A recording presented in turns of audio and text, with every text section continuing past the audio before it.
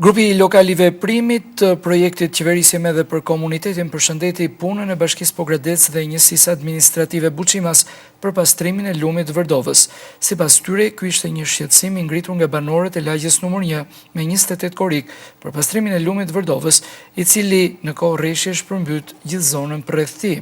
Ruajeni lumin, mbajeni atë të pastër, mesazhoi drejtuesja e këtij projekti Shpresa Blacëri.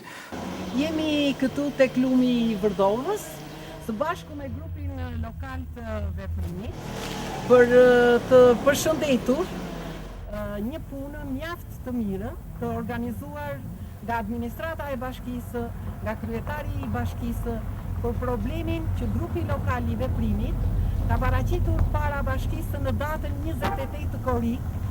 Gjeni fonde dhe mundësi për ta pastruar lumin e Vërdovës që në burim, sepse ky do tjetë pastaj edhe ai sinjalizim që lumi i Vërdovës do bëhet si lumi i qytetit. Kjo punë që po bëhet duhet të mirëmbahet nga vetë qytetarët, ata janë që shijojnë. Ndërkohë, grupi lokal i veprimit ndalesën e dytë e bëri pranë qendrës sanitare të qytetit, ku dorëzoi një peticion sërish të banorëve të lagjes nr. 1 për bërjen e analizave të ujit të pijshëm.